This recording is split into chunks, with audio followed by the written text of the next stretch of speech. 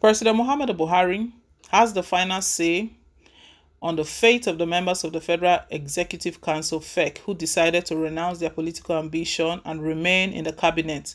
So says Minister of Information and Culture, Alhaji Lai Mohammed. Mohammed also disclosed that the federal government had no plan to ban the social networking website Facebook in Nigeria over the alleged biased reportage of happenings in some parts of the country.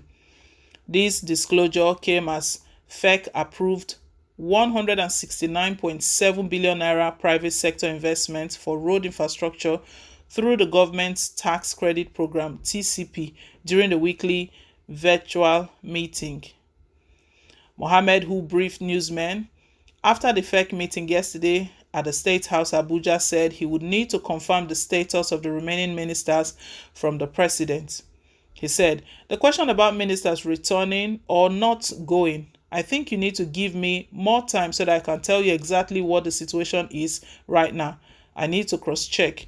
I need to confirm again from Mr. President what the situation is. You see, the final decision on who is going, who is coming back, who is not, lies with Mr. President." Presidency sources yesterday told This Day that President had since asked the Attorney General of the Federation and Minister of Justice Abubakar Malami and the Governor of Central Bank Godwin Emefiele to stay on their jobs even though they had initially nursed the ambition of contesting the 2023 election. While Malami had purchased forms to vie for governor in his home state of Kebbi, a group of rice farmers purchased forms for Emefiele to contest for the ticket to vie for the presidential election. Minister of Labour and Employment Dr. Chris Ngige, his Women Affairs counterpart Dam Pauline Talen, Attorney General of the Federation and Minister of Justice Abubakar Malami, and Minister of State for Petroleum Resources Timipre Seva had rescinded their decisions to contest for elective offices in the 2023 general election. Malami was physically present at yesterday's council meeting, while Talen and Sylvia attended the meeting virtually from their offices in Abuja. Ngige was said to be away on official engagement in South Africa, where he was attending the Global Conference on Child Labour in Durban, organized by the International Labour Organization (ILO). The Information and Culture Minister also shed more light on the recent meeting between the federal government and Facebook's management over the alleged biased coverage of the country by the blogging platform. He said both parties had a fruitful discussion, adding that the government is not contemplating banning Facebook operations in the country. Mohammed stated, "We had a very robust discussion with Facebook. Facebook saw our point and they said they are going to do much more than what they are doing. So if they do that, why would we ban them? They don't ban for banning's sake.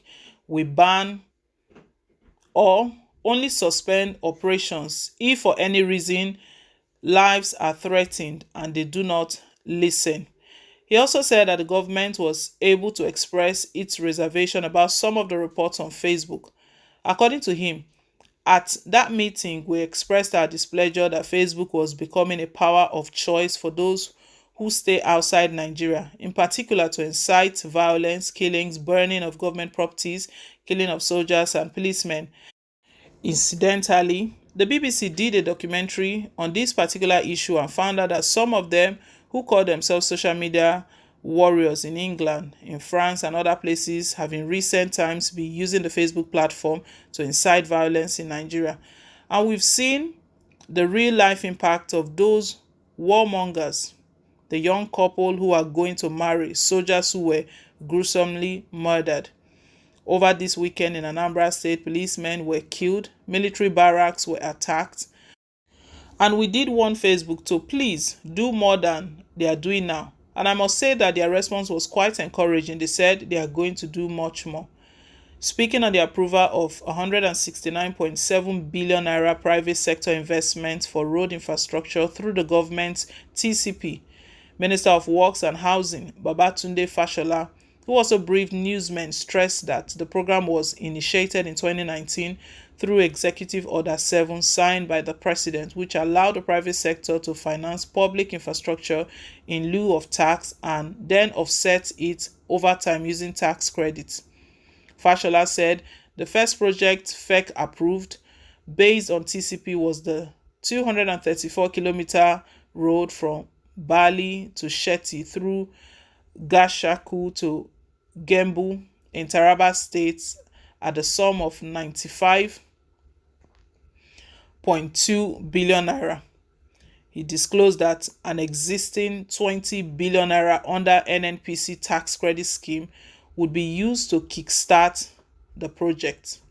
Fashola said that the second project under the tax credit scheme, approved by council, covered 3 roads. The applicant in the case is Mainstream Energy Solutions, a major energy player in the country, is now seeking to also participate in this policy by investing a total of 74.5 billion naira, he said. Minister of State for Budget and National Planning, Clement Agba, who also spoke after the FEC meeting, said the Minister of Finance, Budget and National Planning, Zainab Ahmed, presented a memo on the Phase 3 of the Lighthouse Program on Digital Infrastructure of Voluntary Assets and Income Declaration Scheme bids and tax harmonization, normalization, analytics, and application program interface. The Minister of Information, Lai Mohammed, was asked some questions about certain things in the country, and he spoke about them and also gave details on the FEC meeting that was held. He talked about returning ministers, that he has no say in that one, that President Muhammad Buhari has got the final say. We know Hassan, senior advocate of Nigeria and human rights activist as well, Femi Falana, lambasted those ministers that made a U-turn. The Minister of Justice and also Attorney General of the Federation, Abubakar Malami, was part of them. We know he, after deciding to step down, he made a change and let go his ambition, his governorship ambition. Same with Emefiele and even Ngige. Ngige stated that for the sake of the country, that was the reason he put out there. Anyway, while Nigerians were looking forward that these ministers who said who were pursuing presidential or governorship ambition, they ought to had stepped down. During this meeting, the Attorney General of the Federation was present, so it's clear that he's still working with the president. But Lai Mohammed has just confirmed that President Muhammad Buhari has got the final say in spite of all that Falana has stated. Well, we'll see how all of this goes. Nigerians are watching closely. 2023 election is truly shaping a lot of things, and it's informing a lot of decisions that are being made. Some talks about federal government banning Facebook. Lai Mohammed spoke about that. The federal government has got no plan to ban Facebook. Well, guys, leave us your own take. Thank you once again for staying tuned. And please don't forget to like, share, and to subscribe. Till I come your way again with more updates. Bye.